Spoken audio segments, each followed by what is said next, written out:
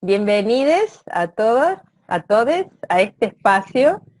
Bueno, este espacio, como sabrán, está organizado por los tres seminarios optativos que tenemos, que coordinamos Rosana Croceto, el Seminario de Salud, Alicia Soldevila, el Seminario de Familias, Alejandra Domínguez y Keka Bocio, el Seminario de Estrategias para el Acceso al Aborto Legal. Y esta actividad la organizamos también articulada con el grupo, nosotras tres integramos el grupo Claxo, que se llama el grupo de trabajo Claxo, que se llama Luchas Antipatriarcales, Familia, Género, Diversidad y Ciudadanía. Bueno, y en este marco lo hacemos en la Facu de Ciencias Sociales y en articulación con el IPSIS, que es nuestro instituto, nuevo instituto de investigación.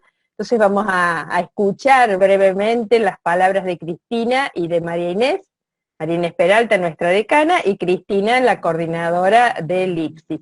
Así que bueno, largamos nomás. Bueno, buenas tardes a todas, a todos, a todes. Bueno, simplemente saludar y agradecer esta actividad como decana de la facultad. Digamos, agradecer porque la verdad que esta facultad tiene un colectivo de docentes, estudiantes, no docentes, egresadas, muy comprometidos con las perspectivas feministas. Compromiso que, bueno, nace hace mucho tiempo con compañeras que acá están presentes y que desde hace muchos años comenzaron a instalar, a denunciar, a plasmar la necesidad de política desde las luchas antipatriarcales, como decía la Keka. Y a su vez, además de estas compañeras que hace muchos años están aportando esta mirada, esta perspectiva, estos cuestionamientos, también agradecer a las estudiantes, a las compañeras más jóvenes que permanentemente se suman a esta lucha, a esta búsqueda y permiten recrear las mismas concepciones antipatriarcales, ¿no? Recrearlas, hacerlas reexistir y a su vez ponerlas como bandera dentro de las transformaciones institucionales. Cuando uno está con una responsabilidad de gestión en una institución, es fundamental permanentemente, para no hacer más de lo mismo, ni pasar por las gestiones así nomás, bueno, estar permanentemente atenta a las necesarias transformaciones institucionales y a las prácticas instituyentes, ¿no? Y efectivamente esta historia de lucha y de producción de las compañeras, yo sinceramente creo que nuestra facultad ha generado y está generando permanentemente profundas transformaciones y bueno, y nuevas perspectivas para pensar un mundo más justo, ¿no? Así que en esa línea estamos y en esa línea nosotros hemos definido dos perspectivas, o dos perspectivas que actualmente son las que movilizan las prácticas sociales, las que cuestionan lo instituido, y en esa línea, en esas dos perspectivas venimos trabajando. Además quiero resaltar con grupos de nuestra facultad que son grupos de trabajo de Claxo. Acabo de cerrar o de salirme de un conversatorio que estamos organizando con centros Claxos vinculados a la crisis ambiental, a la lucha campesina, al modelo de desarrollo agropecuario que destruye la naturaleza, y esa perspectiva es una perspectiva transversal que nos convoca a buscar nuevos fundamentos epistemológicos, ¿no? Y en esa misma línea los feminismos claramente también son una cuestión transversal que nos convoca a revisar nuestros marcos conceptuales, nuestros marcos teóricos, nuestras prácticas sociales e institucionales. Y todo eso permite darle contenido a esta idea de políticas feministas, que es lo que estamos intentando construir y avanzar en la facultad, ¿no? Así que muy agradecida de poder estar, y muchas gracias a las compañeras y a las distintas generaciones que van sosteniendo esta búsqueda permanentemente. Bueno, hola, buenas tardes. La verdad que muy emocionante y realmente esta es, diríamos, la primera actividad en la que nuestro novedoso, flamantísimo Instituto de Política, Sociedad e Intervención Social de la Facultad de Ciencias Sociales participa, ¿sí? Y la verdad que me parece muy auspicioso hacerlo con compañeras tan queridas que vienen, como dice Marinés, desarrollando una tarea fundamental en nuestra facultad y desde mucho tiempo atrás. Sí, justamente en las temáticas de amplias temáticas de género, mujeres, identidades, ¿no es cierto?, diversas. Realmente es fundamental, es decir, este espacio de desarrollo, de afianzamiento, bueno, particularmente de las políticas y de las perspectivas feministas. Así que este es un espacio, dicho muy rápidamente, no quiero tomar más tiempo para quienes no lo saben, es un espacio que venimos construyendo desde hace un tiempo, hace un año y medio más, que hemos venido colectivamente armando un espacio que muchos necesitábamos, precisamente para articular las actividades de investigación, extensión y formación, ¿sí?, en distintas temáticas, lógicamente, que atraviesan nuestro conocimiento y nuestros intereses en la Facultad de Ciencias Sociales. Y realmente, bueno, seguramente que las temáticas feministas van a ocupar un lugar central, ya lo están ocupando, porque además todas las compañeras han participado activamente en la formación del IPSIS. Así que precisamente, es decir, la idea del IPSIS es articular transversalmente. Ojalá lo logremos, creo que va a ser así. Y bueno, me alegro mucho de ver a compañeras que hace mucho que no veía, como a Graciela. Así que ahora solo resta escucharlas con mucho placer. Gracias María Inés, gracias Cristina. Antes de comenzar con las exposiciones, quisiera hacer una presentación breve de las dos compañeras que nos acompañan. Ellas son Graciela Di Marco y ahí veo a Gisela Stasiuk que se suma. Gracias Gisela, bienvenida. Graciela Di Marco es socióloga, es doctora en Ciencias Sociales de la UBA, doctora honoris causa por la Universidad Nacional de Misiones, profesora emérita de la Universidad Nacional de San Martín. En estos momentos dirige el Centro de Estudios sobre Democratización y Derechos Humanos y el programa de posgrado en Derechos Humanos y Políticas Sociales de la Universidad de San Martín. Es docente titular regular del área Democratización, Ciudadanía y Derechos Humanos. Ha dictado numerosos seminarios y cursos en varias universidades argentinas y del exterior en las carreras de grado y posgrado. Es docente e investigadora categorizada en el nivel 1 por el programa de incentivos en el marco de la investigación del Ministerio de Educación de la Nación, y su área de investigación combina estudios sobre democratización social, movimientos sociales, ciudadanía, feminismos, derechos humanos y políticas sociales. Sus investigaciones recientes versan los movimientos feministas en América Latina, en países del este de Europa y norte de África. Es autora además de numerosas publicaciones de reconocimiento nacional e internacional, y sus libros más recientes se encuentran, por suerte para nosotros, disponibles en versión digital, de acceso abierto, libre y gratuito, lo que facilita y democratiza el acceso a este tipo de conocimientos, a su vasta producción científica.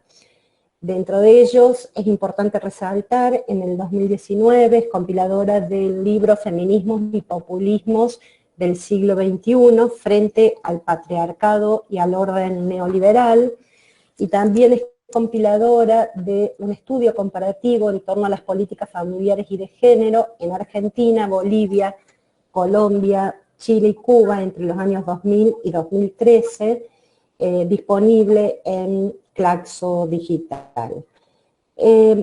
Junto, nuestras dos invitadas son co-coordinadoras del grupo de trabajo Luchas Antipatriarcales, Familias, Géneros, Diversidades y Ciudadanía del Consejo Latinoamericano de Ciencias Sociales de Claxo, del cual, como dijo al comienzo Keka, varios somos miembros por referencia de la Facultad de Ciencias Sociales. Presento a Gisela para luego dar la palabra a Graciela. Gisela Espaciú es trabajadora social, magíster en Gerencia y Administración de Programas Sociales por la Universidad Nacional de Misiones, está cursando su segundo mandato como decana de la Facultad de Humanidades y Ciencias Sociales de Misiones, de la Universidad Nacional de Misiones.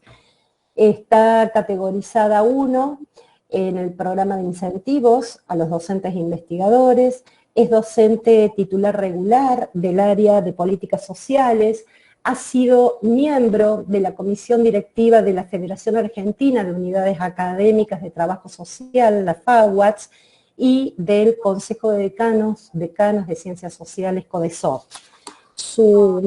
Es integrante del Comité de Especialización en Abordaje Integral de Problemáticas Sociales en el ámbito comunitario del Departamento de Salud Comunitaria de la Universidad Nacional de Lanús, entre otras tantas cuestiones. Y ha dictado también cursos y seminarios en varias universidades nacionales como extranjeras, en grado y posgrado, y su área de investigación combina los estudios sobre intervención profesional de trabajo social en el campo de las políticas públicas, sociales especialmente, vinculadas a las cuestiones de género, violencias, desigualdades y ciudadanía.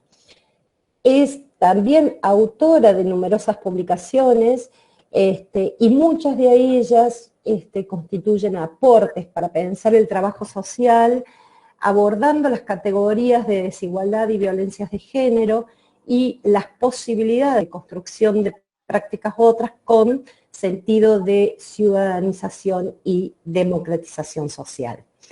Así que, por último, agradecerles la predisposición, el tiempo por acompañarnos en este encuentro. Sabemos que sus tiempos son acotados, que los tiempos son complejos en esta coyuntura, y fundamentalmente por compartir sus conocimientos y su trabajo intelectual, que por conocerla sabemos que se construye vinculado a la militancia del campo popular, al activismo feminista, lo que posibilita, y ese es un poco el sentido de este encuentro, ampliar miradas, buscar nuevas lentes para poder, frente a las múltiples interpelaciones que se nos presentan, poder discutir y reflexionar en conjunto.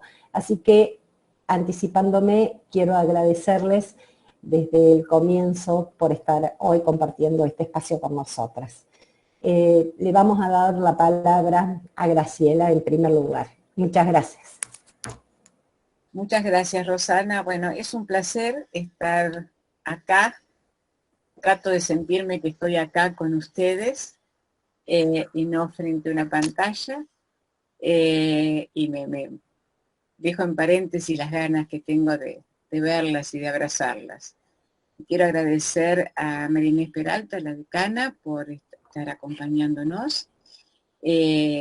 A Cristina González, encontrarla de nuevo y encontrarla dirigiendo este Instituto de Política, Sociedad e Intervenciones Sociales de la carrera de Trabajo Social.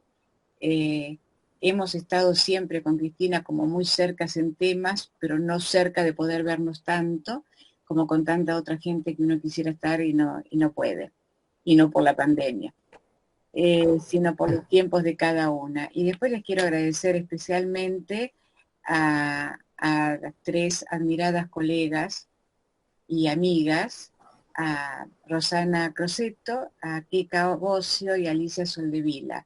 Ya hace muchos años que nos conocimos, que estamos trabajando, que el grupo de trabajo, que es la tercera versión, que fue cambiando de nombres, nos unió desde la primera versión, y para mí ha sido muy importante compartir la vida, la militancia, los conocimientos con estas tres extraordinarias colegas. Así que bueno, uno se tiene que poner, hacer todo lo posible para estar a la altura de semejante convocatoria.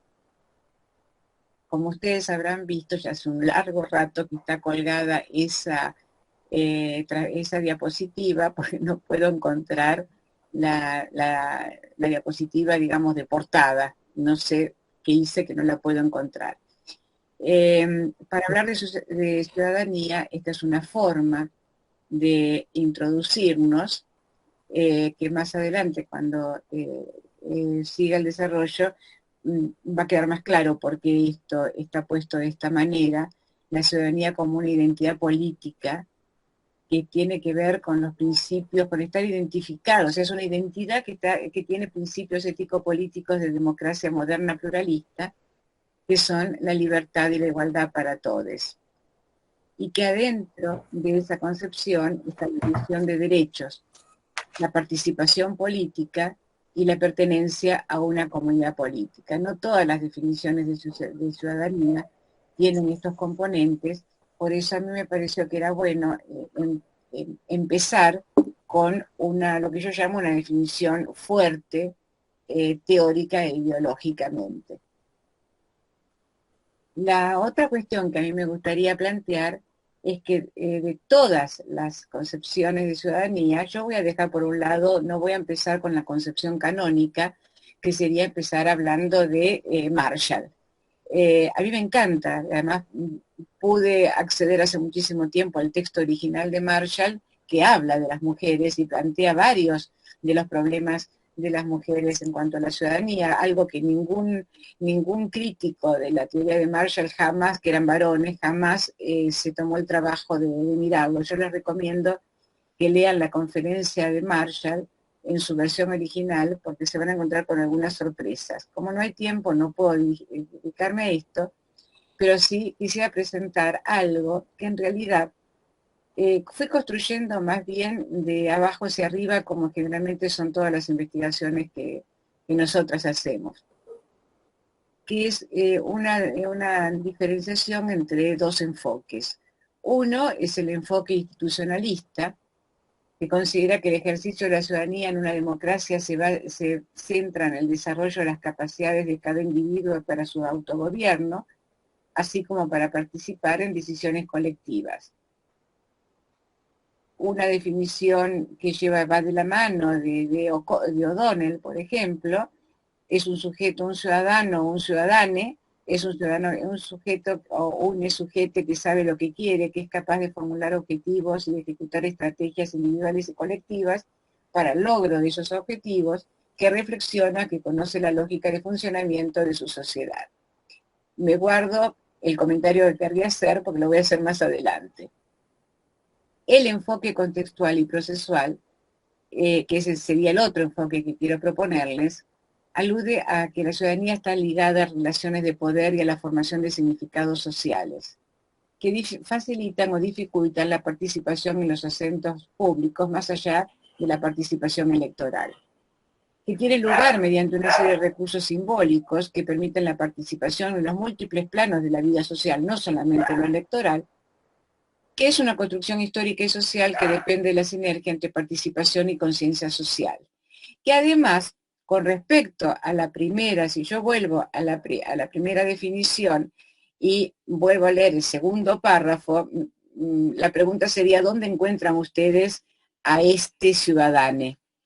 que sabe lo que quiere, que formula objetivos, que es capaz de ejecutar estrategias individuales colectivas, es el super ciudadano, o sea, es alguien racional que además no tiene emociones. Y lo que hemos aprendido, los que trabajamos en el campo de la ciencia política, en el campo de los movimientos sociales, en el campo de una arena de disputa como es la política, es que uno de los elementos que no está destacado en la postura institucionalista y que es fundamental para la construcción política, tiene que ver con las emociones y con los cuerpos. Entonces, si decimos que la ciudadanía, como decíamos antes, alude a relaciones de poder y a la formación de significados sociales, si las relaciones de poder no se modifican, la ciudadanía se convierte en un discurso formal, por más que vayamos a cumplir nuestro deber cívico y votemos cuando haya que votar, y como en este país hubo épocas terribles en las cuales no se pudo votar, le seguimos dando mucha importancia, muchos de nosotros le damos mucha importancia al voto. Para otros, el voto tiene significado si los votan a ellos nada más. Ahora, para que las relaciones de poder se modifiquen y que esta ciudadanía sea sustantiva, sea fuerte, se encarne, es necesario eliminar las condiciones ideológicas y materiales que promueven varias formas de subordinación y marginalidad, de género, sexualidades, clases, razas, etnias. También potenciar los saberes que se poseen y adquirir otros para actuar en los espacios privados y públicos, para reconocer las necesidades de grupos sociales diversos y para negociar las relaciones en los diversos ámbitos.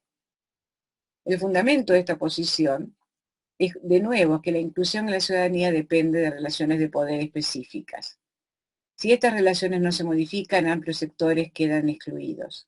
El proceso político de establecer, reducir, ampliar los límites de inclusión de lo que es o no es ciudadanía se vincula con las relaciones de poder y también aseguraríamos que es tan contingente como la misma democracia. No podemos ponerle contornos fijos, porque si la democracia no tiene fundamentos, sino una fijación parcial, diría que no tiene fundamentos, lo diría Claude Lefort, y una fijación parcial lo diría Mouffe y también Laclau, entonces la ciudadanía le pasa exactamente lo mismo. Hay algo que es, para mi gusto, lo que hace muy interesante y muy apasionante estudiar la ciudadanía, que es el dilema constitutivo, que es la igualdad y la diferencia. Porque son dos situaciones, por decirlo de alguna manera, que están siempre en continua tensión y que no tienen resolución. Y esto para mí lo que lo hace muy interesante a la tensión, igualdad y diferencia. Queremos mayor igualdad y entonces se borran las diferencias. Queremos rescatar y poner en primer plano las diferencias y se puede provocar situaciones de desigualdad. Esto es además algo que hace como el nudo de lo político en cada situación concreta, poder ver el balance de igualdad y diferencia, que es muy diferente, o sea, por supuesto que lo prefiero a la concepción de ciudadanía que tiene en la versión institucionalista, tiene el enfoque universal de base. Este enfoque implica que todas las personas son iguales por naturaleza. Pero si nosotros postulamos esto, no tenemos en cuenta las diferencias, desigualdades de clases y de géneros y sexualidades, sumadas a las vinculadas a las capacidades, al ciclo vital, a las diferentes diferencias étnicas, raciales y a otras diferencias que seguramente vamos a conocer en algún otro momento. Fíjense ustedes el nombre largo que tiene el grupo de trabajo en el que estamos las colegas, y bueno, también Gisela y yo, porque para poder abordar lo que queríamos abordar teníamos que poner todas esas nociones clave. Y seguramente pasa lo mismo con las diferencias y desigualdades. Hace menos de 10 años no hablábamos de todas estas diferencias, o por lo menos no se hablaba a un nivel muy mayoritario como se habla ahora, y tampoco se hablaba en lenguaje inclusivo, o sea, las rupturas que se han producido, los cambios, las dislocaciones que se han producido, hacen pensar que no tienen por qué terminar así, terminar ahora. Entonces, el universalismo se encuentra con la contraafirmación de los particularismos o el relativismo cultural de los derechos. Y los debates sobre los derechos de grupos o comunidades se plantean si son relevantes su prioridad sobre los derechos de los individuos. O sea, que de un lado o del otro están siempre decisiones que hay que tomar y que hay que tomarlas de forma colectiva. Y esto tiene una raíz un poco más profunda. Laclau considera que el universal no es más que un particular que en algún momento ha pasado a ser dominante. Y creo que esta definición es la mejor definición de universal que yo conozco, porque es esto, es una determinada cultura localizada, particular, en un momento se convierte en dominante, y una determinada epistemología, una determinada concepción del mundo que era particular, que era local, se convierte en dominante. Entonces, Laclau dice que el universal no tiene un cuerpo específico necesario, sino que distintas particularidades compiten para dar significado a ese universal. Está diciendo un poco lo que yo acababa de decir, cuando dice no tiene un cuerpo específico necesario. Es contingente ese cuerpo, porque no tenemos un cuerpo como el cuerpo del rey en las monarquías absolutas o el cuerpo del Estado totalitario. Lo que tenemos son las posibilidades de construir fijaciones parciales y por lo tanto no hay algo específico que encarne lo universal para siempre. Encarne en el sentido de cuerpo, que esto es lo interesante de esta noción de encarnación. Incluso en este artículo que estoy citando, Laclau le dedica bastante, unas cuantas páginas, a hablar de la concepción cristiana de la encarnación.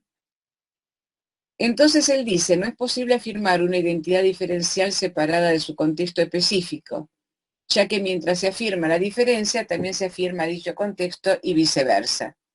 Por tal motivo, lo universal y lo particular están forzosamente unidos siempre.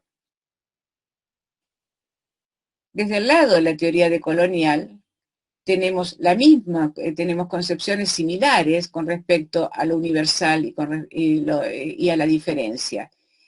Aníbal Quijano nos habla de colonialidad del saber, Boaventura de Sousa Santos nos habla de justicia cognitiva, en contraste con el eurocentrismo presente en la discusión de las democracias liberales. Me acuerdo que cuando se empezaron a estudiar las transiciones democráticas, uno de los que más se destacaron, por supuesto, fue Guillermo O'Donnell, pero una mente mucho más abierta, que se escapaba siempre de lo institucionalista, es la de José Null.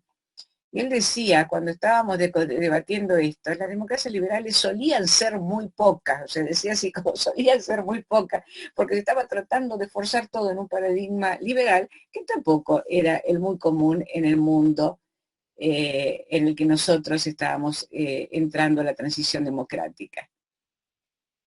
Las luchas, y esto es una cita de Álvarez que me gusta mucho, dice, las luchas, movilizaciones, acciones colectivas y las organizaciones de afrodescendientes y los pueblos indígenas que surgieron en la era de la globalización capitalística neoliberal se pueden analizar de manera productiva a través de la lente de la colonialidad del poder.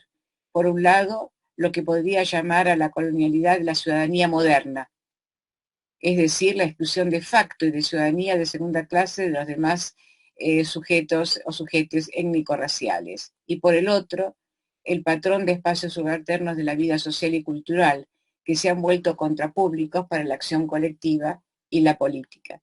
Esta definición tan densa de Sonia Álvarez une la colonialidad del poder con el tipo de colonialidad de la ciudadanía moderna.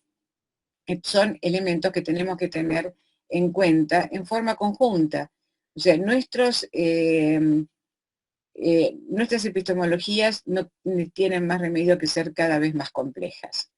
Y esto significa cada vez estudiar más, comparar más, observar más. Es todo un trabajo no solamente intelectual, sino también es un trabajo en la práctica, porque de esas epistemologías no están para regodearnos, para leerlas, sino que están para iluminarnos de alguna manera o para hacernos pensar cómo van a ser nuestras militancias, nuestras intervenciones, nuestras investigaciones.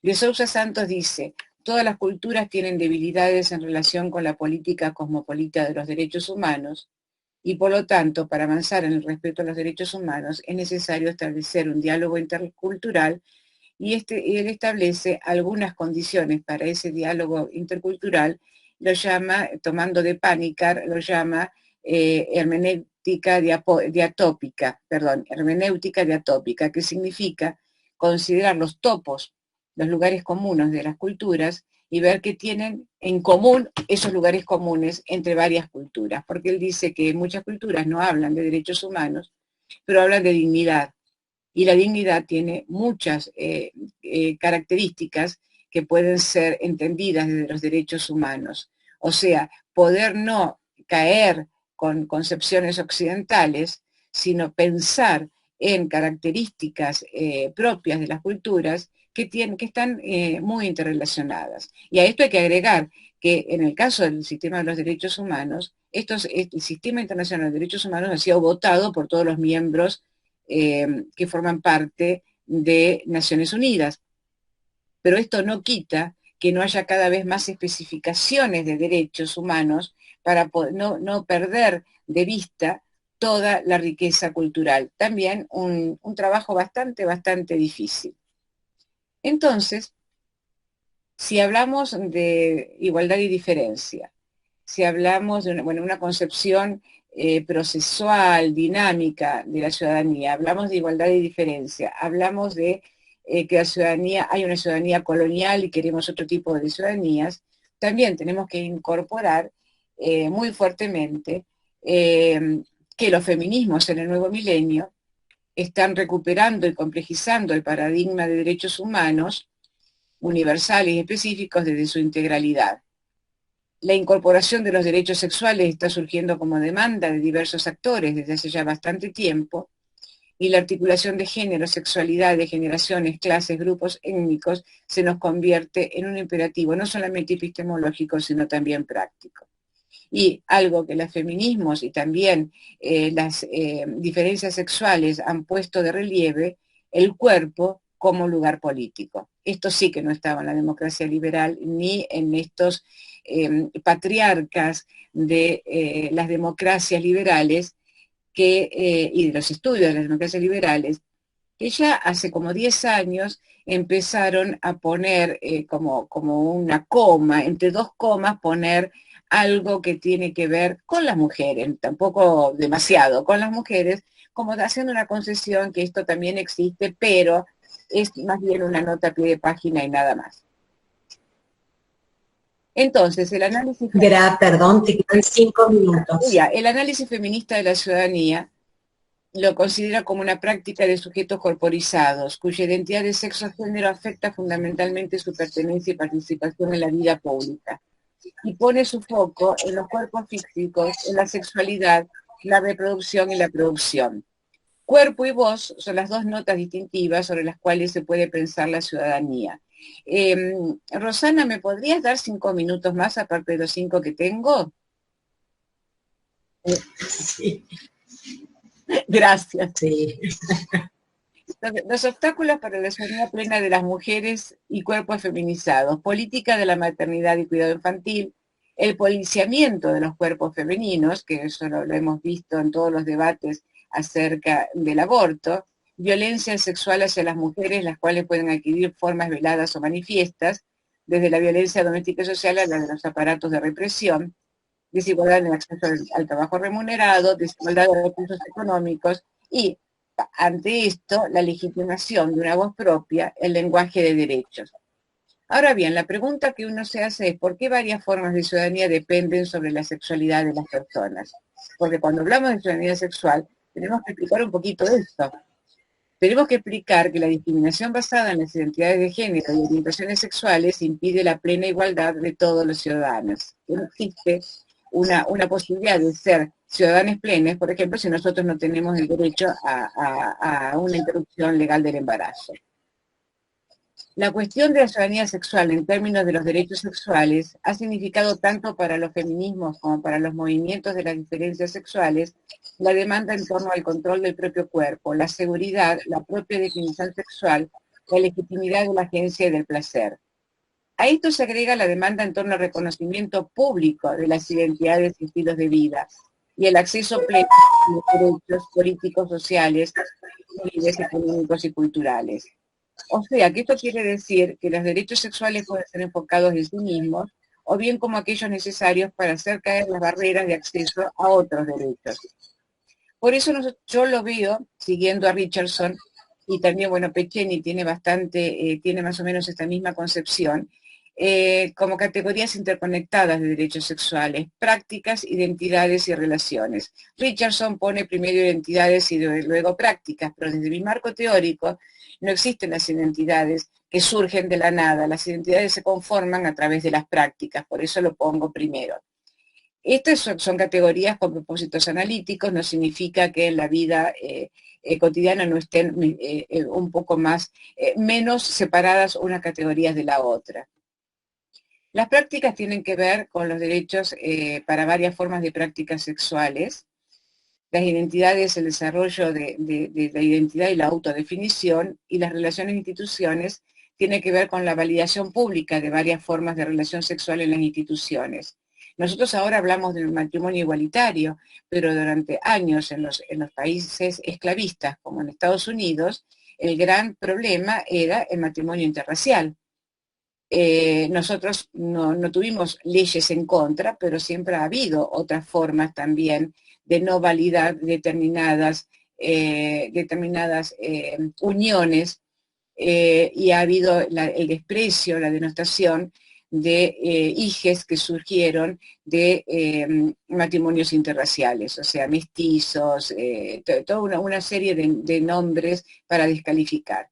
Ahora bien, a nivel de las prácticas, estamos hablando del derecho a participar en una actividad sexual, el derecho al placer, la gratificación y la autonomía sexual y reproductiva.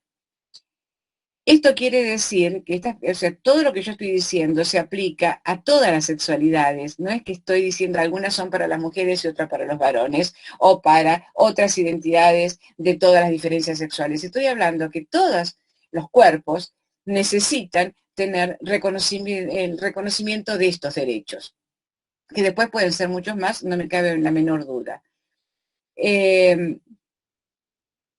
Cuando hablamos de las identidades, estamos hablando del derecho a la propia definición, a la propia expresión y a la propia realización.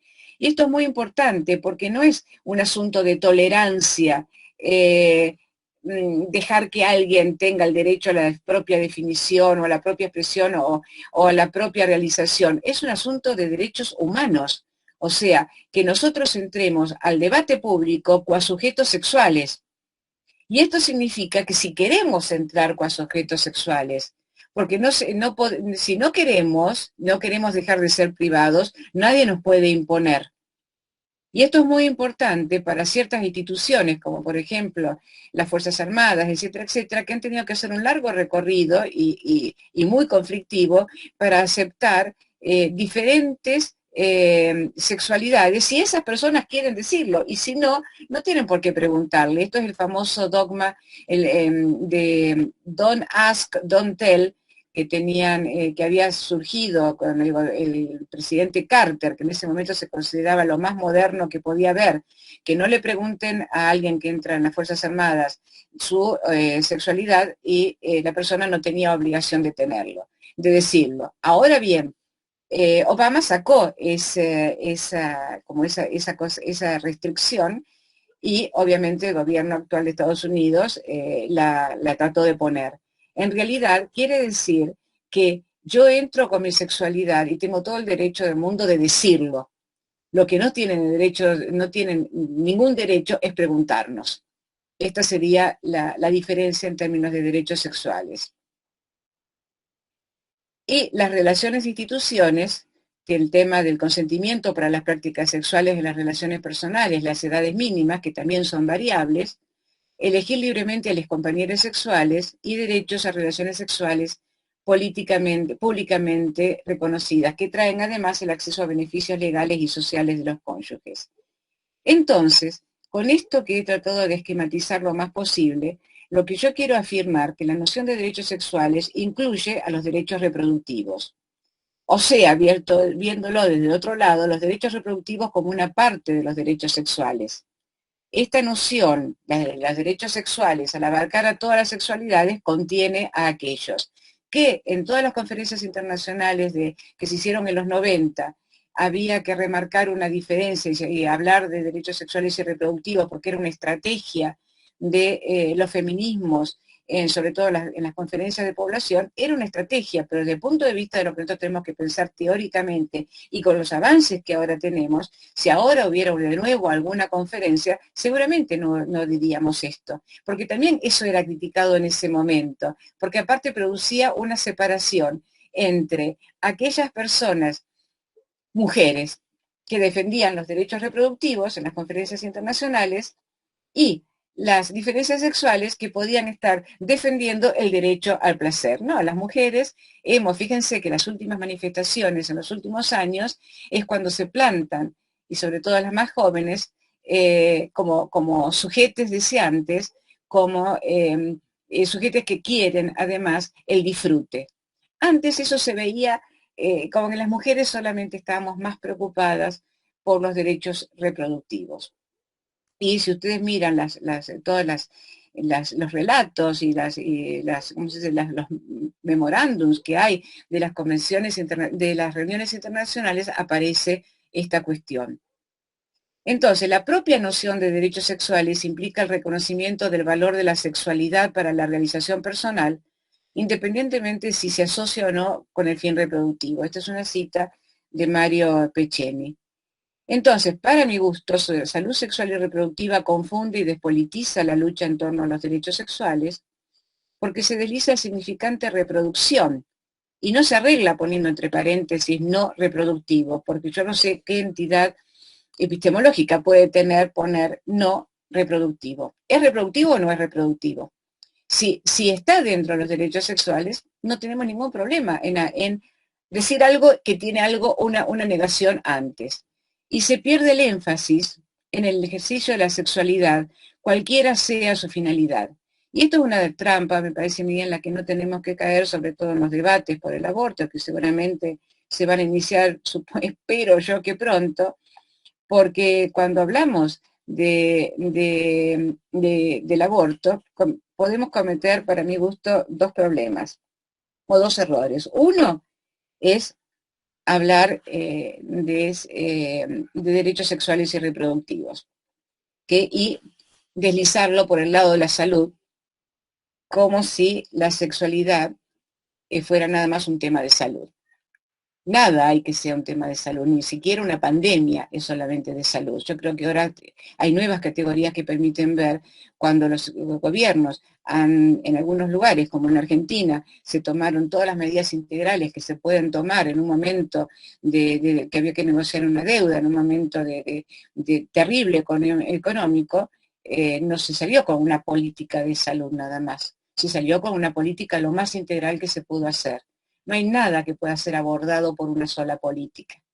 Y menos considerar que el sexo puede ser, y la sexualidad pueden ser abordados por una política de salud solamente. Se desliza el significante de reproducción y se pierde el énfasis en el ejercicio de la sexualidad. Entonces, cuando en los debates se hace el otro hincapié, que es en la injusticia y el trato cruel y tormentos que significa para las mujeres ser obligadas a proseguir un embarazo que no desean, eso es para todas las mujeres y que tiene características mucho más negativas y más terribles para aquellas niñas y sobre todo las niñas pobres y las mujeres pobres. Pero no podemos dar el gusto de que piensen que entonces hacemos una política focalizada, que los den en adopción, entonces no tienen que sufrir y con esto resolvemos el problema. Yo creo que hay que seguir insistiendo en que estas luchas son para pensar una ciudadanía sexual plena. Y en esa ciudadanía sexual plena está el derecho al propio cuerpo, está el derecho a vivir libre de violencia. O sea, en esta conceptualización, el derecho para vivir libre de violencia está dentro de las prácticas sexuales, está dentro de la ciudadanía sexual. Y otra cosa que si hay estudiantes que están escuchando que puede ser interesante, es que revisen los principios de Yogyakarta, que no tienen estatus de, no es como la CEDAW ni ninguna convención, pero sí fueron presentados ante el Consejo de Derechos Humanos de las Naciones Unidas y fueron hechos por un grupo de expertos, porque entonces es muy importante cómo se van ampliando los derechos de las personas de todo tipo de disidencias. Y para terminar este recorrido, quiero salir de la... A ver, un segundito, porque quiero salir de la presentación. Lo que quiero decir, no voy a poder desarrollar porque si no lleva mucho tiempo, que hay categorías que tenemos que pensar en relación con esto que se nos vino encima, la pandemia, y que tiene que ver con mirar con mucho detalle cómo está afectando las ciudadanías de distintos colectivos. El trabajo que hizo Karina Vidaseca para el CONICET, donde buscaron qué estaba pasando con mujeres rurales y urbanas, con afros, migrantes, de las disidencias, etcétera, etcétera, que ellas mismas dicen es un trabajo exploratorio, porque no podían tener, no es una muestra que se pueda tomar como en otros momentos, sí da una pauta de cuáles son los problemas de las diferencias, de todas las disidencias sexuales y también de afros, de migrantes, de indígenas, que muchas veces desde una perspectiva muy, muy urbana dejamos de considerar. Y para terminar hay dos cosas. Por un lado, todo el mundo dice que las mujeres estamos al frente de los cuidados. En todo sentido, en la casa nos hemos convertido, las más jóvenes son educadoras, hacen una serie de tareas que no voy a decir que todas conocemos, y además forman, engrosan la mayor cantidad del personal de los servicios de salud. Pero al mismo tiempo, en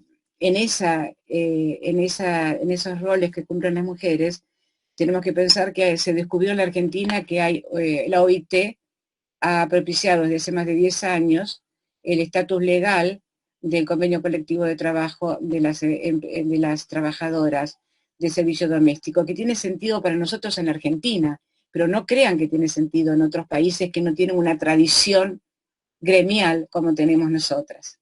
Y no crean que en todos los sectores sociales acá tiene esa misma importancia. Esto de llevar a la señora que trabaja en la casa en el baúl del coche, etcétera, etcétera, decir que la persona que viene a casa es una tía, es una amiga, cuando es una empleada, bueno, todas las formas que la creatividad han hecho para no darles el lugar de trabajadoras. Pero también hay otra cosa que me parece que tenemos que mirar, que para mí es el lado más oscuro de lo que estamos atravesando, y que tiene que ver con, no salimos del modelo médico hegemónico.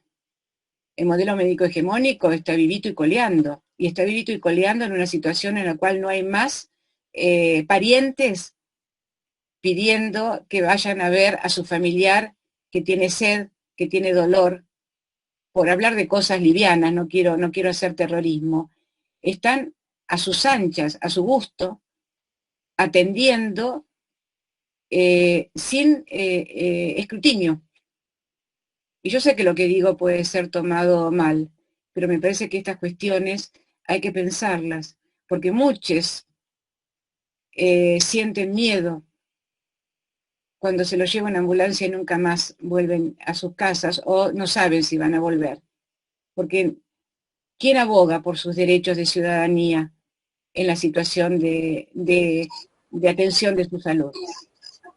Entonces me parece que sin caer en cuestiones yo estoy de acuerdo con todo lo que se está haciendo, porque es lo que hay que hacer, pero también tenemos que pensar algún tipo de mecanismos para que las personas que lamentablemente están siendo internadas, que podemos ser cualquiera de nosotros, de la gente que nosotros queremos, o que existen, no importa que nosotros las queramos o no, puedan tener sus derechos ciudadanos también en los servicios de salud.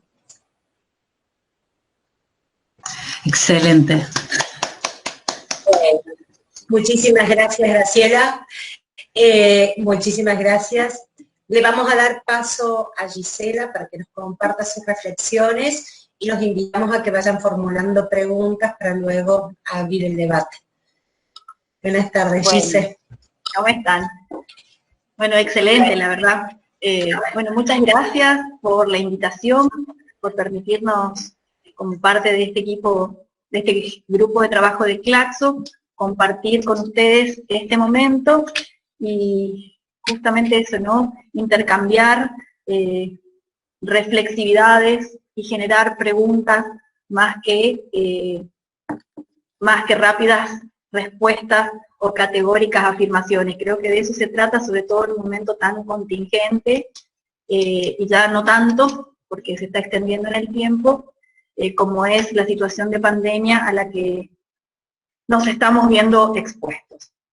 Bueno, en particular yo decidí centrar un poco en función del título del conversatorio, en pensar que si de lo que se trata es de pensar procesos de ciudadanización y de democratización en el marco de lo que con tanta claridad y profundidad desarrolló Graciela, así que no me voy a extender en esas referencias teóricas, se trata, y en clave feminista, me pareció que era importante abordar o recortar en un aspecto que es la interpelación del papel del Estado, o en todo caso, en términos de Claudia Danani, que se basa en O'Donnell, en el Oslag y demás, o de Mabel Rey, o del mismo Carlos Vilas, que retrabajan para pensar esto en términos teóricos en nuestro país, interpelar un poco la construcción de las propiedades de la estatidad y el Estado y su relación con lo público, la agenda pública y de las políticas públicas,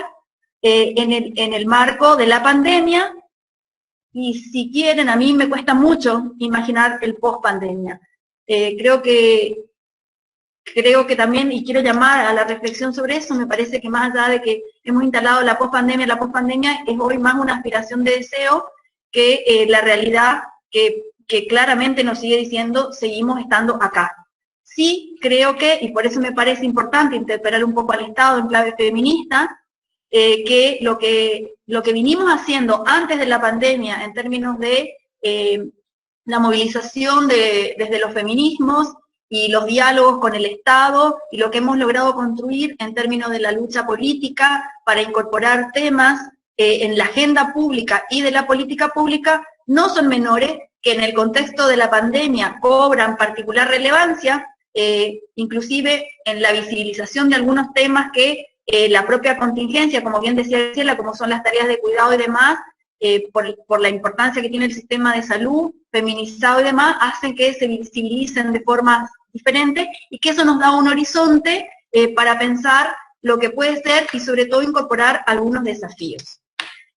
Desde ese lugar, tomar un poco que las propiedades de la estatidad y la construcción de la institucionalidad del Estado, tomarla en términos de tres grandes dimensiones para pensar esto, ¿no?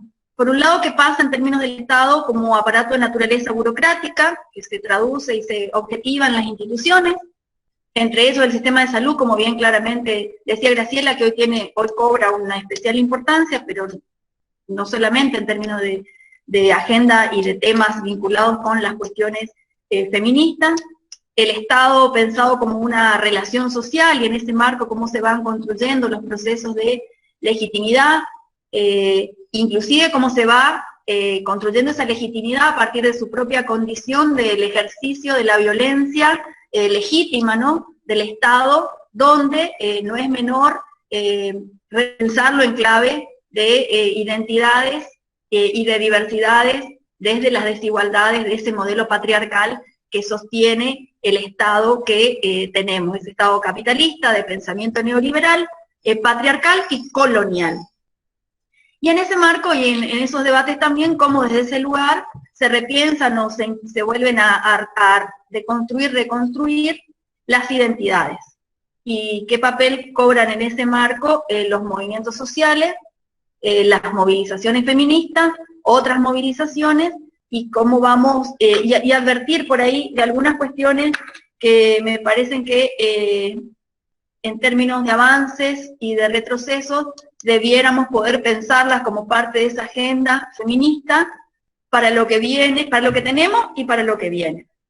En principio, una primera pregunta es, bueno, para mí pensar el Estado es pensarlo en clave de historicidad, de contradicción y de complejidad.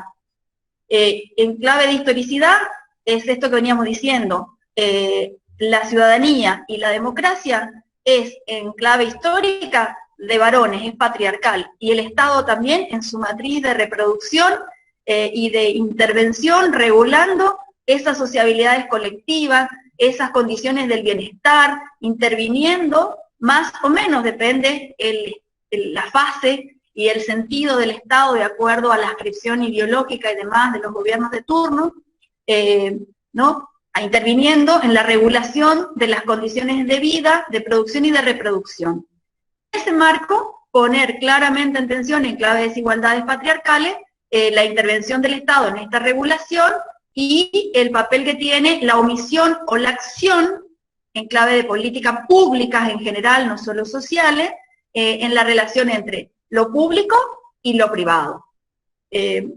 Bueno, desde ese lugar, en clave de contradicción, digamos, lo que podemos ver es que en clave histórica, si el contexto más inmediato, y particularmente en nuestro país, sin que eso signifique aislarlo del resto de las cuestiones de la geopolítica latinoamericana, pero sí en sus particularidades como país, en clave histórica, a nosotros la pandemia nos encuentra, pensando en términos de agenda feminista y de avances, y en estos diálogos con el Estado y con la política pública, y en las disputas del espacio de lo público, nos encuentra con un país que es reconocido en términos mundiales como progresista y de avanzada en términos de las legislaciones y normativas que logró aprobar en términos de protecciones en clave de género. Si uno quisiera pensar en términos de democratización sociofamiliar,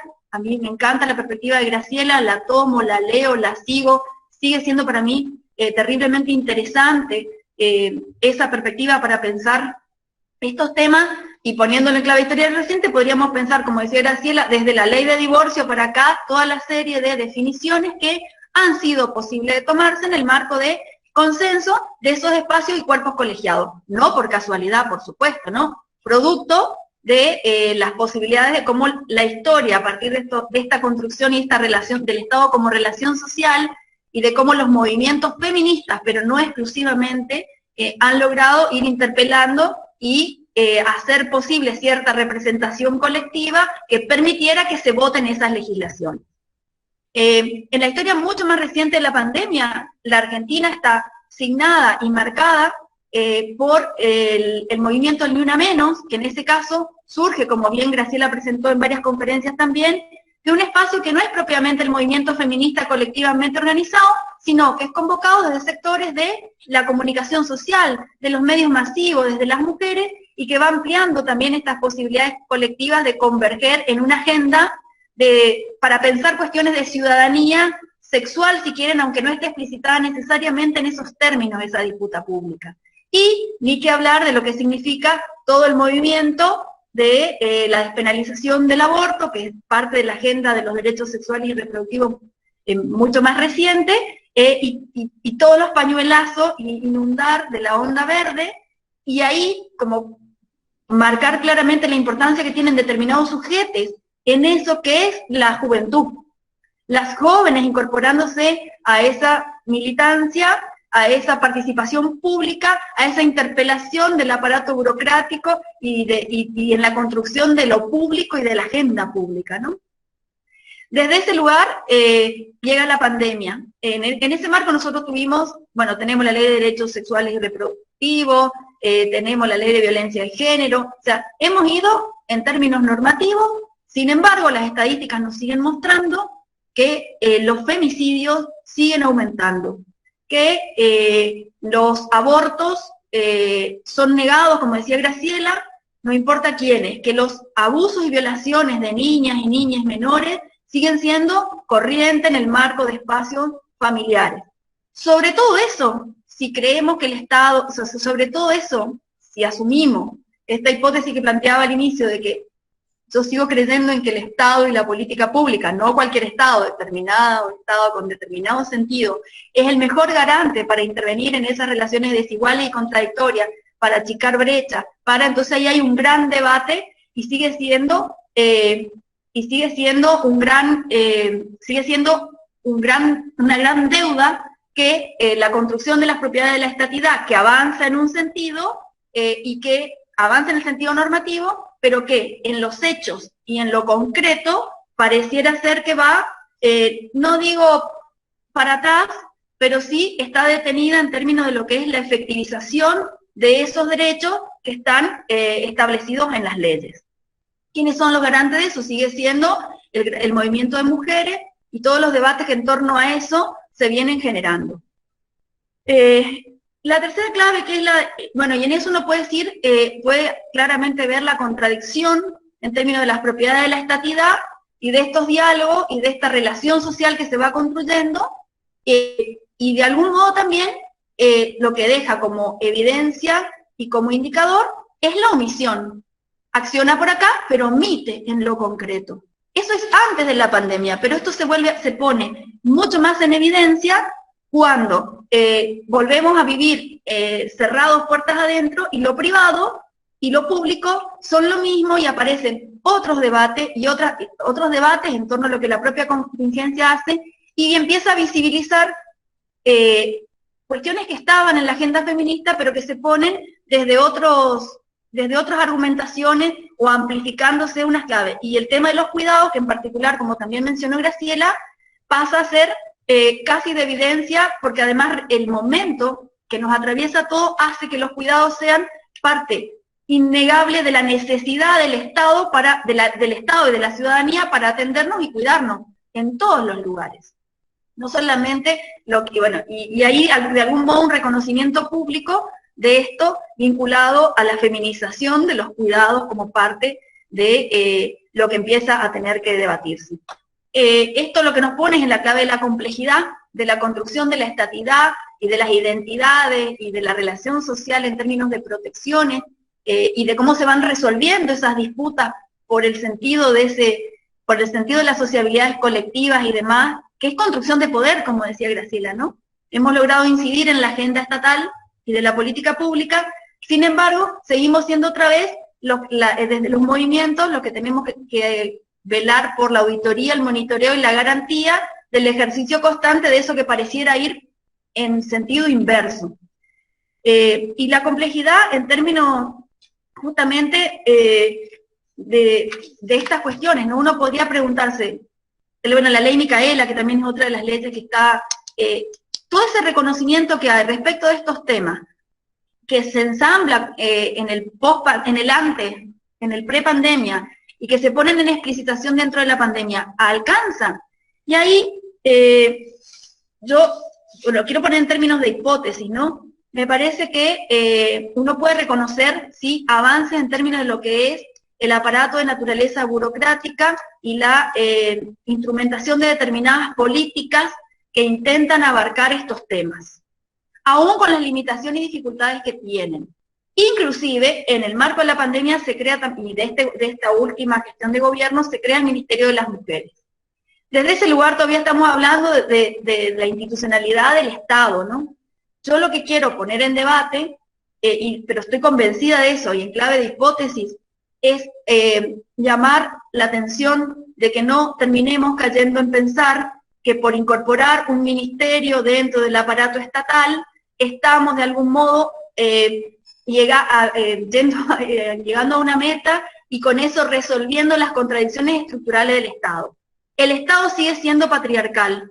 Por lo tanto, tener una cosa, yo lo que creo en términos de hipótesis, y lo pongo en clave teórica también, y para pensar es, hemos avanzado en términos de tener un Estado que empiece a incorporar perspectiva de género. No creo que avancemos en términos de un Estado, o de propiedades de la estatidad, que no me gusta hablar de Estado, de las propiedades de la estatidad en términos de feministas, de un Estado feminista. Le voy a poner el rótulo de feminista pensando en términos de la agenda. Y ahí retomo lo que claramente planteaba Graciela, que me parece que como parte de esta agenda entre contradicciones y debates y disputas de sentido, sigue siendo hablar, coincido con ella que hay que atender cómo denominamos, qué planteos argumentativos hacemos, tanto desde el movimiento como de las propias instituciones, quienes pensamos en clave feminista, y que hay que devolverle el sentido a pensar los derechos sexuales y reproductivos, porque los derechos sexuales y reproductivos han sido, en términos históricos y para nuestro país, la bisagra entre lo público y lo privado. Entonces siguen permitiéndonos pensar en términos de incidencia la diferencia sexual y la diferencia política, ¿no? Nos vuelve a poner en esa clave de interpelarnos como sujetes en clave de ciudadanía política y sexual bastante más amplia. Desde ese lugar, llamar la atención que los cuerpos, los afectos, como decía Graciela, ¿no? Las emociones que estaban omitidas, por eso hoy son parte de repensar, no solo en la pandemia, por lo que significa la contención en el marco de esta incertidumbre, en el marco de las desigualdades de género y las violencias que se profundizan hacia las mujeres, en particular en este contexto, empiezan a ser, o deberíamos ponerlo en clave, de pensarlas como asuntos públicos y de las políticas públicas. Todavía hay sectores que asocian, y acá quiero llamar la atención a cómo, en el debate argumentativo, toda la impronta que está teniendo la neurociencia y los debates dentro de las ciencias sociales contra las neurociencias, los detractores y los no detractores, y que cómo es importante, por lo que claramente decía Graciela, repensar el papel de lo afectivo en claves teóricas que nos permitan corrernos de esos debates y ponerlo en clave política o sociopolítica, igual que las emociones, como para poder repensar dentro del Estado y en clave de construcción sociopolítica estas cuestiones. Desde ese lugar creo que hay que seguir insistiendo en que en que la agenda tiene que ser construir dentro del aparato de naturaleza burocrática del Estado y las instituciones más protecciones que tiendan en clave de diversidad, como decía Graciela, no es lo mismo lo urbano que no, en clave interseccional también, la cobertura de las necesidades prácticas, ¿sí? Pero que el gran desafío sigue siendo para todos nosotros que no caer en que, aún ampliando la cobertura de necesidades prácticas, omitamos que la gran clave sigue siendo la construcción de las necesidades estratégicas y del poder político para nosotros, que tampoco se agota en la ley de paridad de género, porque la participación necesariamente de las mujeres en los lugares no garantiza una agenda de género. Y cuando digo construcción del poder político, creo que ahí tenemos que volvernos a repensar en clave de los movimientos, las propias cuestiones que tenemos para adentro, y bueno, y en los diálogos que tenemos con este Estado y con el gobierno que encarna determinada adscripción en un momento determinado. Sí, y quiero subrayarlo, entiendo que estamos que este escenario nos pone, aún con la pandemia, en mejores condiciones de posibilidad. Sin embargo, creo que un indicador más fehaciente de la voluntad de este Estado de atender en esta clave sociopolítica los derechos sexuales y reproductivos, aparecerá el día que aparezca en tratamiento nuevamente el proyecto de despenalización del aborto como un indicador máxime de repensar el Estado laico y por fuera de esas otras contradicciones, porque todos sabemos, las que estamos participando acá, que hasta el momento, más allá de la explicitación de la voluntad de su abordaje, tenemos uno rechazado. Pero después, más allá de la explicitación de abordaje y de tomarlo, yo no creo que sea por la pandemia que necesariamente separó el tema. Sí, el único proyecto que sigue estando es el que se construyó desde las propias bases del movimiento. No hay, en términos de las personas que están ocupando lugares de definiciones, alguna alternativa que permita construir la viabilidad y la posibilidad entre lo deseable y lo posible, que es la oportunidad que tenemos desde la política. Entonces, bueno, poner en esa clave, digamos, la necesidad de volver a repensarnos en esta clave y de volver a debatir y a pensar que cuando hablamos de estos temas, claramente tenemos que, sobre todo ahora, ponerle así como un ojo crítico a interpelar también las condiciones de posibilidad que se vienen instalando, que vuelvo a insistir, para mí son mejores que las que podíamos haber tenido antes, pero que de todos modos siguen siendo, no son del todo favorables a nosotros, a nosotras y a nosotres, en el marco de, y sobre todo esto, no agotar pensando que solamente construyendo una institucionalidad dentro de la política pública estamos alcanzando, hay por momentos donde, lo digo porque por momentos uno siente que uno se entusiasma con algunas cosas que aparecen como posibles avances, que de hecho pueden serlo, pero la advertencia de que pueden serlo con límites en un contexto de esto, que no significa necesariamente la construcción de poder para transformar estructuralmente, como bien decía Graciela, esas condiciones de ciudadanía y de democratización. Bueno, lo dejo acá y abrimos el debate. Bueno, un aplauso para las dos expositoras de lujo que realmente han puesto sobre la mesa temas claves para el debate, ¿no?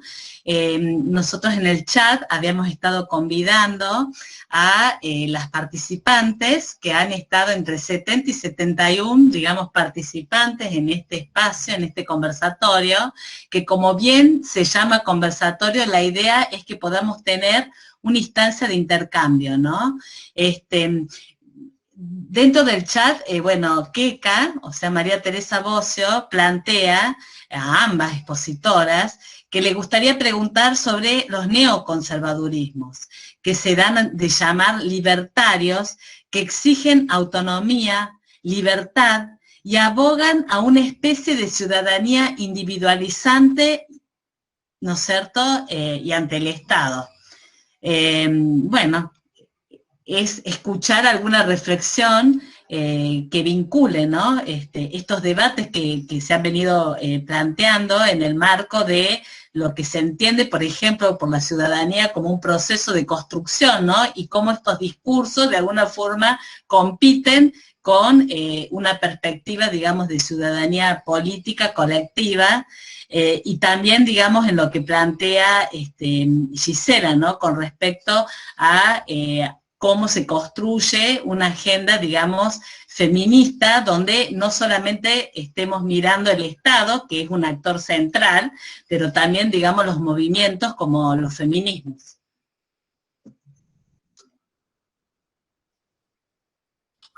Graciela, ¿vos querés empezar? Está silenciada. Dice que empieces tú.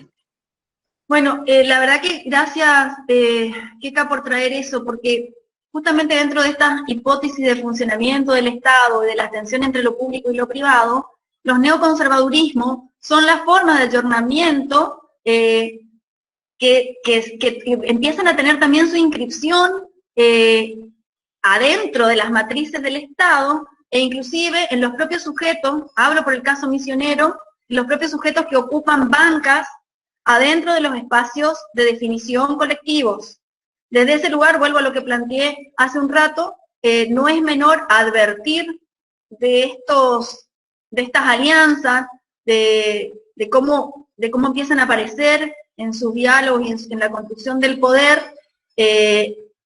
porque justamente, o sea, podemos tener mujeres en las bancas, pero muchas de esas mujeres pueden representar claramente en su ideología estos neoconservadurismos que nos alejan, encima por el voto de mayoría, por la propia lógica de la democracia, de esos principios de construcción de ciudadanía, en términos de ciudadanía sexual y de resolver las desigualdades patriarcales, o sea que no es menor, digamos, y claramente aparecen con mucha fuerza dentro de Latinoamérica en general y dentro de nuestro país en particular.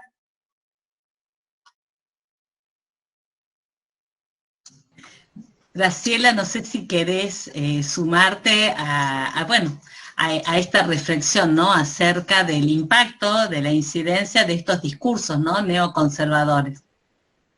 Creo que lo dijo muy claro Gisela. Yo me quedé pensando que la verdad que no tienen nada de novedosos, porque esto es como la reencarnación de la ciudadanía de mercado que acompaña al proyecto neoliberal. La ciudadanía de mercado necesita que el Estado prácticamente no haga nada, sino que deje las fuerzas, como decían, ¿se acuerdan? Las fuerzas del mercado se organizan solos, no necesitan que el Estado intervenga, y toda la cultura neoliberal genera una cuestión de muchísimo individualismo, hasta de una fantasía de que si me dejan a mí solo yo puedo, y voy a hacer esto y lo otro, y los que no pueden son porque tienen algún déficit de nacimiento, por haber nacido en el lugar equivocado, pero son los mismos que después aceptan el ATP para pagarle a sus obreros y empleados, los mismos que critican a los subsidios, están felices de la vida siendo subsidiados. O sea que esto es bien complejo, pero me parece que excede. La pandemia creo que es un magnífico revelador de las cuestiones del poder. Exagera, exacerba todas las cuestiones que ya estaban presentes y que ya de por sí eran terribles. Esto lo hace más exacerbado todavía. La acumulación económica, o sea, de esta pandemia salen nuevos ganadores y muchísimos perdedores que son siempre los mismos. O sea, y esta cuestión de neoconservadora en algunas cuestiones, de querer levantar la bandera la libertad, en realidad, yo muchas veces me pregunto, estas personas, si hay una diferencia en cuanto a formación, porque están convencidos de que están defendiendo principios de la democracia, principios de la república, cuando no saben lo que es la democracia, no saben lo que es una república. O sea, hay una cuestión como de mucha ceguera y de mucho adoctrinamiento con estas versiones de quiero libertad. Bueno, viejo, si querés libertad, no aceptes ningún tipo de ayuda para pagarle a tus empleados. Pongo este ejemplo porque es el que más me da bronca a mí. Pagales, te sobra. O sea, si son fábricas que están en problemas, pero de empresarios ricos. O sea, me parece que este individualismo ya estaba gestando, se gestó desde que está con toda su expresión el neoliberalismo, y ahora adquieren esto de cada uno disfrutar de su libertad, pero con una vueltita un poco más maquiavélica, que es, si yo hago esto, voy en contra de un proyecto político que es colectivo. O sea, se ensalza el individualismo porque ganó las elecciones un proyecto colectivo, y hay que tratar de que ese proyecto colectivo fracase. Porque ¿para qué se necesita un proyecto colectivo cuando tenés un gobierno de CEOs y cuando se trata de acumulación de riqueza? Lo que menos querés es que haya un colectivo. Entonces me parece que acá hay que mirarlo también, como decía muy bien Gisela, hay que mirarlo todo el tiempo desde el punto de vista político. En esto no hay nada ingenuo y siempre va a haber gente que se enganche desde su propia desesperación en el negacionismo y en reclamar este tipo de cuestiones. Y otra de las cosas que a mí me joroba mucho es, como considero que hay personas que no tienen mucha capacidad creativa, y el campo popular es infinitamente creativo, tienen que tienen la capacidad de copiarnos las banderas. Piquetes, bueno, el campo hizo un piquete para enfrentar las retenciones. Las feministas salimos con el pañuelo, bueno, ellos se ponen un pañuelo. No sé si se nos ocurre alguna cosa medio ridícula, por ahí la tenemos que expandir porque la van a copiar y después nosotros no la hacemos. No tienen una gran capacidad para eso, para copiar, pero no tienen una capacidad para crear porque no tienen un sustento popular. Porque lo que nosotros tenemos surge del pueblo, no surge porque 2 o 3 iluminadas se les ocurre. Yo soy más grande de que todos ustedes y esa fantasía de la vanguardia que dirige, la abandonamos hace mucho tiempo para pensar más en cómo se construye poder popular y cómo se construye desde abajo. Bueno, la verdad que es todo un tema, ¿no? Y un tema que nos atraviesa porque también tiene que ver con las preocupaciones que en este momento nos inunda el contexto, no solo en Argentina, sino en Latinoamérica y el mundo, ¿no? De estas tensiones que se plantea con discursos del odio, muy derechizados, digamos, y conservadores. Pero volviendo a un tema, ahí Cristina González le interesaría si pueden regresar, si podemos retomar el debate acerca de esa vinculación y tensión entre derechos sexuales y derechos reproductivos que de alguna forma fueron planteados y quedó ahí, ¿no? Quedó como latiendo para ver, bueno, qué implica no hablar más de derechos reproductivos y no reproductivos, que hay mucha tinta también, ¿no? En la academia, y en los discursos sobre las políticas. Y de repente decir, bueno, no, en realidad estamos hablando de una ciudadanía sexual que refiere a derechos sexuales. Bueno, es como retomar este debate que quedó ahí planteado. Bueno, voy a tener que decir algo. Discúlpame, Graciela.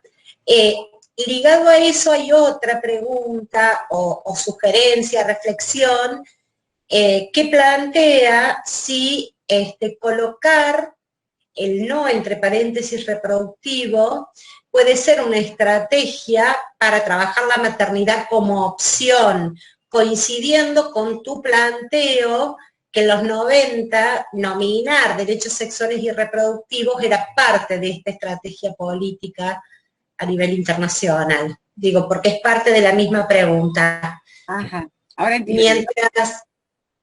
Mientras Graciela piensa la respuesta, también quería, perdonen, pero quería plantear que nos acompañan también Natalia Becerra, que es la directora de la carrera de Trabajo Social, y Patricia Acevedo, que es la secretaria académica de la facultad, que han estado, las he visto, así que también agradecerles a ella por estar acompañándonos en este momento.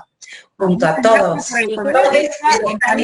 Está Ale Domínguez, ¿no? Ale Domínguez, secretaria de Extensión. Sí, aquí está Ale Domínguez y además una gran estudiosa también de, el derecho al aborto. Muchísimas gracias por estar presente. La verdad que es un privilegio estar en este conversatorio, se los digo en serio. Yo creo que no es cuestión de decir cómo hay que decir cuál es la conceptualización que hay que usar. Yo creo que hay que usar una conceptualización de la cual uno pueda argumentar. Y desde esos fueron los que rápidamente los argumentos que yo quise darles, porque me parece que es una trampita para nosotras. Si seguimos insistiendo como nosotros. Entonces, si hay derechos sexuales y reproductivos, a ver, ¿quiénes tienen los derechos sexuales? ¿Quiénes tienen los reproductivos? Entonces, si yo tengo derechos reproductivos, no tengo derechos sexuales.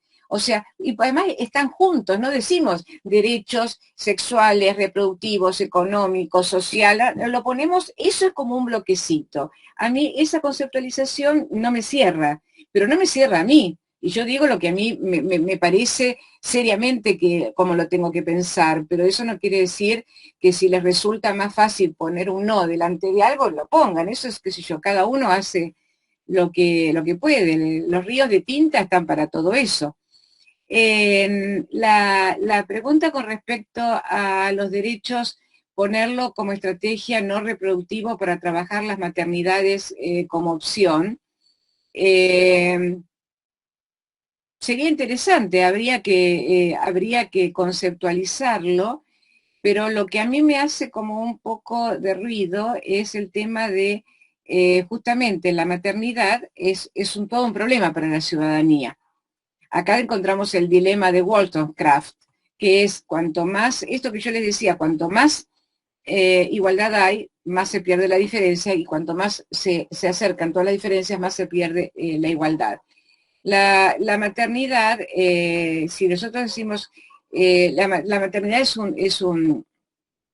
está dentro de un componente de la ciudadanía, hay que tener mucho cuidado con eso, porque también se ha escrito y muy seriamente acerca de todas las teóricas del pensamiento maternal, querían ponerlo al pensamiento maternal como un tipo de ciudadanía, a lo que otras teorías, las teóricas cívicas, le respondían que uno entra a lo público o a sujeto, que puede maternar o no, pero las virtudes, si es que existen virtudes de la maternidad, no pueden conformar, no pueden constituir el orden político. Es distinto. Yo he trabajado, ustedes han visto que yo he trabajado mucho sobre la maternidad social, pero de ninguna manera esa maternidad social se erige en un modelo de ciudadanía. Porque ahí estaríamos nosotros atribuyendo a determinadas características esencialistas de la maternidad algo que pertenece al orden de lo público. Me parece que es todo un debate que habría que dar y no podría decirle más que esto. Acá estoy viendo lo que dice Zulma. Claro, yo coincido con Zulma, una ciudadanía que no siga siendo pensada y construida de modo binario, pero les digo esto cuando yo les decía del tema de la sexualidad y el tema de la reproducción, de alguna manera en algunos trabajos hay hasta como una ironía de decir, bueno, hubo como una división implícita del trabajo en estas grandes conferencias internacionales.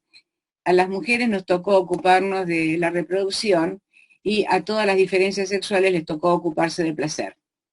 O sea, digamos, porque y si ustedes se fijan, muchas veces pasa esto, aún desde una perspectiva feminista. ¿Ustedes se acuerdan lo que fue una de las grandes manifestaciones del Ni Una Menos, esa que fue un día que llovía?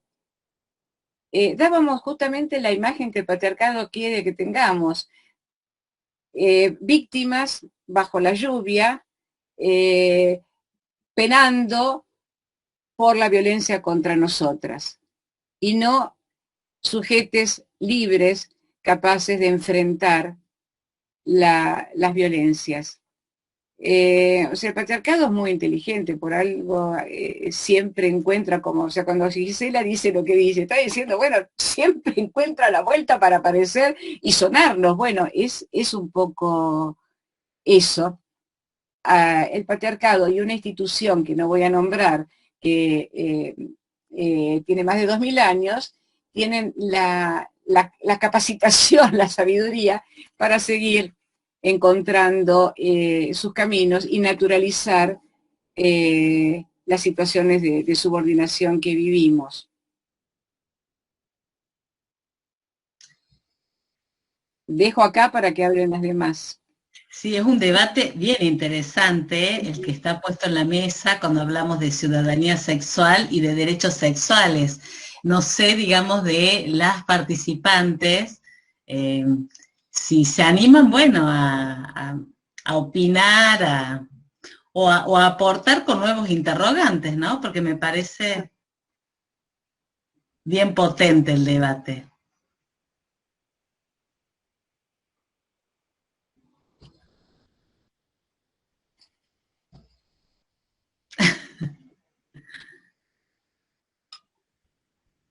Sí, sí, Gisela. No, me quedé pensando en que, en realidad, cuando yo, en esto de los derechos sexuales, lo que me parece que no hay que perder, coincido con Graciela, que uno no va a decir cómo nombrar, pero sí que no podemos perder la reflexión respecto de la argumentación integral, que la noción de derecho, y sobre todo centrarnos, quizás si nos corremos de eso, algo que debiéramos pensar tiene que ver con la autonomía. Porque cuando nosotros hablamos de estas cuestiones, lo que estamos poniendo en clave de debate y de reflexividad, sobre todo en términos de la construcción de la estatidad, la ciudadanía y demás, es la autonomía. Y la autonomía desde estos lugares en clave de género y feminista, digamos, particularmente pensada en nosotras las sujetas y los sujetos que históricamente, como decía Graciela, venimos allá abajo y entonces, y se nos restringen las posibilidades de autonomía, que es siempre relativa, etcétera, ¿no? Pero me parece que eso es de lo que se trata, porque inclusive las cuestiones libradas con la reproducción de la vida, ¿no? Con la producción de la vida y la reproducción de la vida, necesitan ser pensadas en clave de autonomía. Y para mí no es menor, a mí me preocupa mucho el campo de la política pública, en términos de lo que acciona y de lo que omite, pero además pensando que no son solo esto que tú decías, intervenciones del Estado para atender situaciones, sino que son las propias formas en las que el Estado tiene de construir las identidades, de reproducir determinados sentidos, ¿no? Desde el momento que define y demás. Entonces, desde ese lugar es que se llama la interpelación todo esto. Entonces, quienes pensamos, quienes intervenimos y quienes militamos en los movimientos, necesitamos tener esta vigilancia epistemológica o autovigilancia y de repensar todo el tiempo para construir pragmáticamente las estrategias y las tácticas. Que nos lleven a lo que dice Graciela, porque nos obliga el patriarcado. Cuando nos damos cuenta nos metimos y estamos defendiendo como que hubiéramos llegado al sumo porque tenemos Ministerio de las Mujeres, que celebro que lo tengamos, que voy a apoyar, que voy a estar, pero que me parece que hay que llamar la reflexión sobre eso para no terminar esto, omitiendo otra vez en algo ficcional, donde terminamos otra vez reproduciendo el patriarcado, ¿no? Yo estoy a favor de la, a ver, no sé si estoy a favor de la ley de paridad, celebro, pero tengo clarísimo que la paridad hace que las mujeres lleguen igual que los varones sin ninguna otra problematización. No hace más que eso. Que lleguemos como llegan los varones sin nada más, por efecto de la norma, ¿no? Pero no problematiza lo otro. Sí, Graciela, pero algo que me disparó lo que dijo Gisela. Dos cosas, y yo defiendo la paridad, o sea, me parece que el paso es que lleguemos en paridad. Después cada uno va a tener que ver qué hace, pero me parece que está bien. Sí. Bueno, hay otra cosa que me pareció. Ustedes saben que también con todo en los cambios que ha habido y toda la expansión de los feminismos, hay algunas expresiones que se han puesto de moda como que si se hubieran inventado después del 2015 y pertenecen al acervo feminista de la segunda ola, por ejemplo, la concepción de sororidad, que es una de ellas, la ética del cuidado. A mí me causa gracia cuando veo que en el libro Democratización de la Familia yo hablo de ética del cuidado, critico empowerment y no sé cuántas cosas más, y ahora gente que trabajaba movimientos sociales y hacía un capitulito aparte para decir las mujeres en los movimientos porque quedaba bien, ahora habla de ética del cuidado. Yo digo, estamos todos locos, qué bien. O se ha expandido porque es algo apelante o que interesa. Pero hay una cosa que todavía no llegó y que a mí me extraña mucho. Por un lado, a nivel político, la catexia. No hay posibilidad de construcción política si no hay una energía, una libido puesta en un proyecto. Algunos para la CLO sería un líder. Yo no estoy de acuerdo con eso, porque la libido que nosotras ponemos, las feministas las ponemos en el feminismo. No hay una referente, una líder, nada. Está en el feminismo. Pero esa catexia también está en las relaciones interpersonales, y que todos sabemos que están, pero también tiene que ver con una mirada matizada de la autonomía. Y lo digo también pensando en estrategias para cuando sea el debate por el aborto. Porque hay toda una corriente que viene del feminismo de la segunda ola, que vincula la autonomía, desde la ética del cuidado, vincula la autonomía con la conexión. con la relación social. O sea, yo no soy una molécula que anda suelta por el mundo y hago lo que quiero, sino que estoy en relación con otros seres. Por eso una de las cosas de la ética del cuidado es tratar de poner en la ecuación las necesidades de todos, incluida la mía, y después decidir de todas esas necesidades cuál es la que tiene prioridad, o sea, y hacerlo en forma colectiva. Cuando nos han atacado en el 2018, yo creo que todas están pensando en qué cosas hay que mejorar para el próximo debate, nos atacaron por el lado de decir este cuerpo es mío, por el lado de que era un principio liberal el que estábamos usando, de yo quiero abortar porque es mi cuerpo. Ahí tenemos todo un punto para tener en cuenta, para trabajar el tema de la propiedad del cuerpo, para trabajar la autonomía y para trabajar la autonomía en conexión, y no en conexión con un feto, la conexión con los que rodean a esa persona y dentro de esa conexión, esa persona es soberana para decidir sobre su propio cuerpo. Pero hay que rodearla de argumentos, porque yo noté que ahí, en el debate se hablaba de las mujeres pobres. Ojo, yo quiero que me entiendan bien. Yo, por naturaleza, a mí no me gusta lo focalizado en las políticas, no me gusta. Porque digo, si esto sigue así, son capaces de hasta hacer una política de eutanasia, ¿no? Sí, para, bueno, el experimento Nordplant en Brasil fue poner una inyección a las mujeres acá, es una vacunita, y no, las estaban esterilizando. Miren qué sencillo que se hace. O sea, hay una serie de componentes de la bioética que tenemos que tener en cuenta y discutirlo entre nosotras para ir con argumentos mucho más sólidos. Eso no garantiza nada porque la correlación de fuerza después puede saltar por cualquier lado, pero por lo menos para nosotros sentir que vamos avanzando en no dejar flancos descubiertos, me parece, porque van a atacarnos por el lado del liberalismo, van a atacarnos. Ustedes dicen que somos individualistas, bueno, ustedes son individualistas.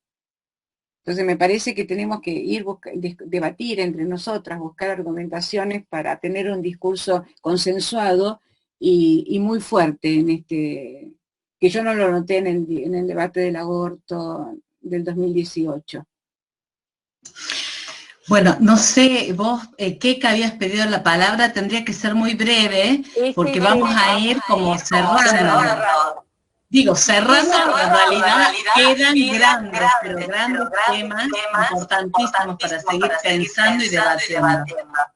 Yo dos cositas simplemente quería, tengo eco, no sé si es porque, ¿hay eco? Ahora no, Keka. Ah, bueno. No, dos cositas. Por un lado, hay un concepto que me encantó de la gente que viene estudiando estos sectores neoconservadores que habla de la resemantización regresiva, ¿no?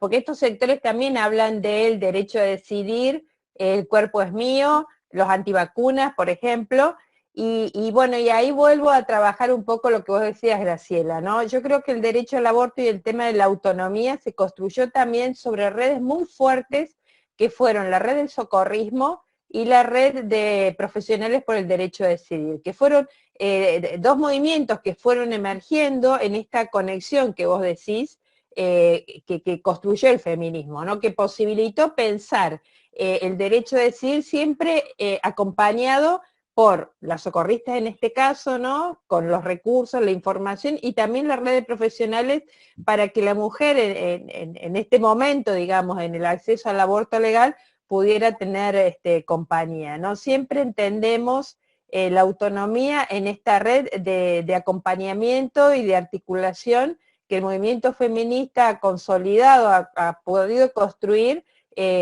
bueno, acompañada, digamos, por diferentes redes que están ahí al pie para asegurar los derechos sexuales. Simplemente eso quería comentar. Gracias, Keka. La verdad que ha sido un espacio muy rico, de debates que por supuesto que en 2 horas se plantean y en realidad nos dejan la tarea de seguir masticándolos, esto que planteábamos, ¿no? Cómo se van apropiando las prácticas, bueno, qué estrategias constantemente Gisela planteaba, bueno, cómo repensar las estrategias y las tácticas, cómo, decía Graciela, pararnos y construir desde una, digamos, perspectiva política la ciudadanía sexual que implique nuevas subjetividades en las mujeres como sujeto de placer y no solamente como reproductoras y sufrientes. También acá quedó planteado, bueno, los desafíos que se están presentando en la pandemia, donde se hacen visibles las desigualdades, se profundizan las desigualdades, relaciones de poder absolutamente, digamos, donde se hegemonizan, ¿no? Ciertos discursos, ciertas prácticas, donde se benefician grandes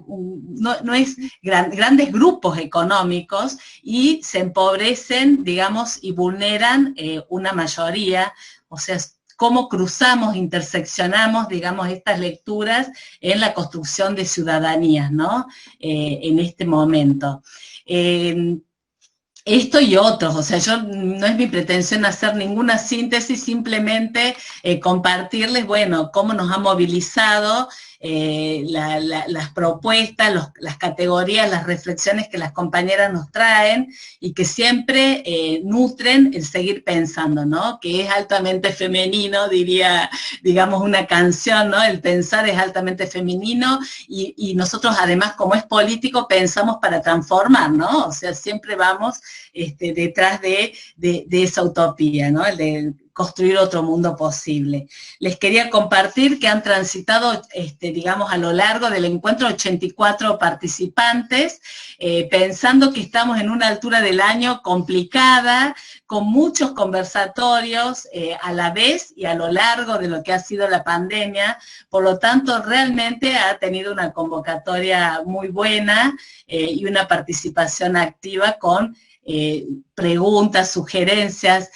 Hay muchos saludos, les quiero decir a Graciela y a Gisela, diciendo que es un excelente conversatorio, agradeciendo, digamos, los aportes que nos han traído y la alegría, ¿no?, que nos da el poder encontrarnos, aunque sea virtual, extrañando los cuerpos y los abrazos, pero tratando de alguna forma de encontrarnos y abrazarnos, aunque sea en estos debates, ¿no?, con todo el amor que nos tenemos en esta lucha que llevamos adelante en lo cotidiano, en la diaria.